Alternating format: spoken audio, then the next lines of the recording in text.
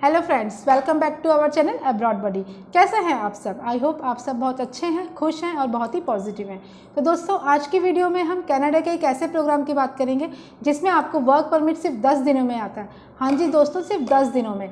तो इस वीडियो में मैं आपको डिटेल में उस प्रोग्राम के बारे में बताऊँगी, उसकी क्या क्या रिक्वायरमेंट्स है और आप उसके लिए कैसे अप्लाई कर सकते हैं। तो इस वीडियो को बिल्कुल स्किप ना करें, एंड तक ज़रूर देखें ताकि आप कोई भी इन्फॉर्मेशन मिस ना हो सके।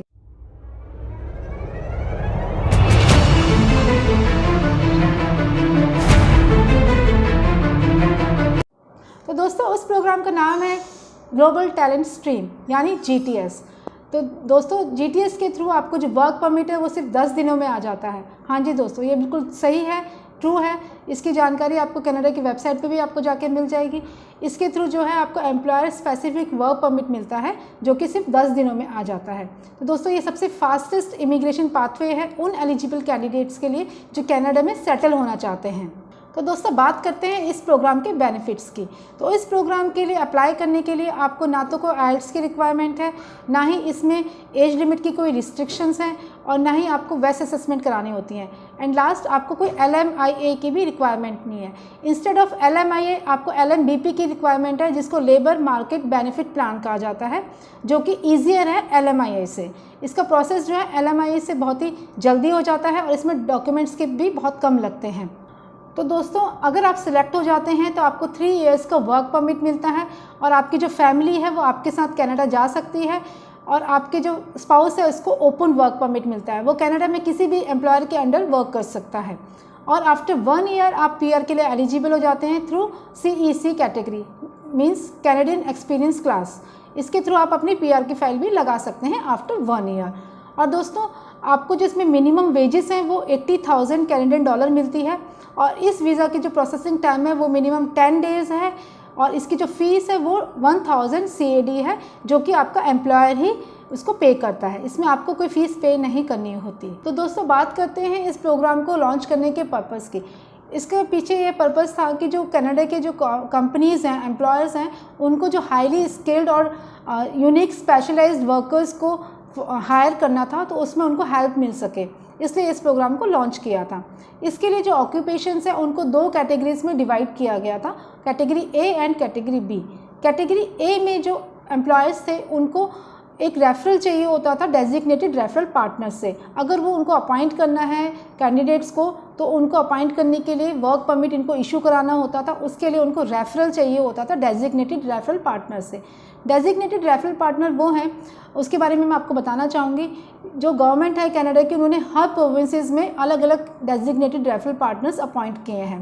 ये डेजिग्नेटेड पार्टनर्स अपनी जो कंपनीज़ हैं उनको प्रोवाइड करती हैं रेफरल उनके वर्कर्स के रिलेटेड, तब जाके उनको आगे वर्क परमिट इशू कर सकते थे। तो फ्रेंड्स, हम आ गए अपने सिस्टम की स्क्रीन पर। यहाँ पे हम गूगल पे सर्च करेंगे designated partner for global talent stream Canada. इसका जो फर्स्ट ऑप्शन आएगा आपको यहाँ पे क्लिक करना है। देखिए दोस्तों, यहाँ पे आप स्क्रॉल डाउन कीजिए। यहाँ पे ऑप्शन है एक list of designated partners for referral to category A of the global talent stream. इस लिंक पर आप क्लिक कीजिए। तो देखिए फ्रेंड्स, यहाँ पे जितने भी डेजिग्नेटेड पार्टनर्स हैं उन सबकी यहाँ पे लिस्ट आ गई है। देखिए, हर प्रोविंस में अलग अलग डेजिग्नेटेड पार्टनर्स हैं जो रेफर करते हैं उन कंपनीज को जिसके थ्रू आपको वर्क परमिट मिलता है। तो दोस्तों, बात करते हैं कैटेगरी B की। कैटेगरी B में कोई भी रेफरल की ज़रूरत नहीं होती है। इसमें जो है IT सेक्टर से रिलेटेड जॉब्स होती हैं, सिविल इंजीनियर रिलेटेड जॉब्स होती हैं, और आपसे इलेक्ट्रिकल ट्रेड्स रिलेटेड यहाँ पे बहुत सारी जॉब्स अवेलेबल हैं। तो जो कैटेगरी B में जो ऑक्यूपेशन लिस्ट है, मैं उसके लिए भी आपको अपने स्क्रीन पर लेकर चलती हूँ। उसमें मैं आपको दिखाती हूँ कि इस लिस्ट में कौन कौन सी जॉब्स अवेलेबल हैं। दोस्तों, हम सर्च करेंगे गूगल में ग्लोबल टैलेंट स्ट्रीम कनाडा। यहाँ पे जो फर्स्ट ऑप्शन है इसे क्लिक कीजिए।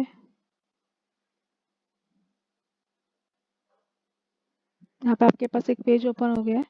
अब यहाँ पे आप इसके नीचे आइए, इसमें स्क्रॉल डाउन करके यहाँ पे देखिए global talent occupation list for category B। Category B में जो जो ऑक्यूपेशन लिस्ट आती है वो इस लिस्ट में दी गई है। ये देखिए फ्रेंड्स, यहाँ पे देखिए ये सारी ऑक्यूपेशन लिस्ट हैं जो कैटेगरी बी में आती हैं। इनके नॉक कोड भी यहाँ पे दिए गए हैं और ये सारे ऑक्यूपेशंस हैं।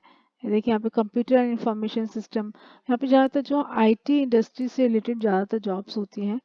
अगर उसमें आपको अच्छा स्किल्स है, आपके पास एक्सपीरियंस है, तो आप इस स्ट्रीम के थ्रू भी आप अप्लाई करके कनाडा में आ सकते हैं अपनी फैमिली के साथ और वहाँ पे सेटल हो सकते हैं।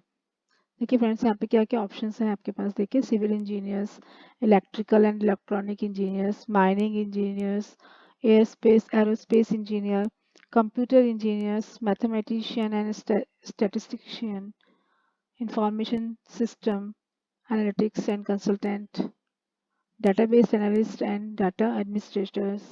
इस तरह यहाँ पे बहुत सारी वैकेंसीज हैं, वो आप देख सकते हैं। ये सारे जो हैं ऑक्यूपेशन लिस्ट जो हैं आपकी कैटेगरी बी में आती हैं।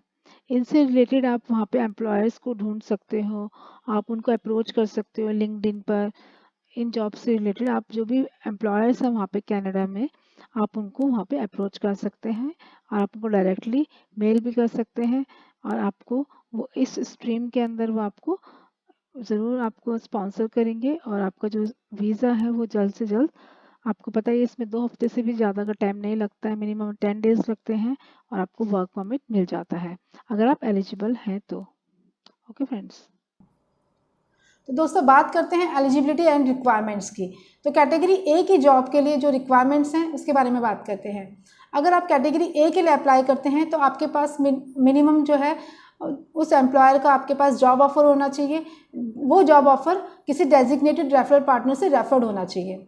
ओके दोस्तों, और सेकंड है कनाडा की, वो है जॉब बैंक। एम्प्लॉयर है वो मिनिमम $80,000 पर अप्लाई कर सकते हैं, आप लिंक्डइन प्रोवाइड कर अप्लाई कर सकते हैं। थर्ड, और आपके पास उस में भी रिलेटेड फील्ड में एटलीस्ट 5 इयर्स का एक्सपीरियंस होना चाहिए या फिर आपके पास कोई एडवांस डिप्लोमा होना चाहिए। एंड फोर्थ, अगर आपके पास एक अच्छा स्किल आपके पास होना चाहिए। तो दोस्तों बात करते हैं कैटेगरी बी की। ये एक बहुत ही फेमस कैटेगरी है, इसके लिए बहुत से कैंडिडेट्स अप्लाई करते हैं।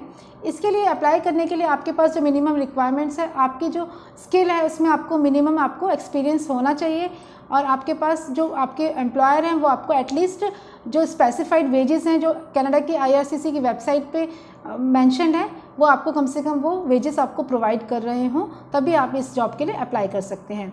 और इन जॉब्स के लिए अप्लाई करने के लिए सबसे बेस्ट वेबसाइट जो है,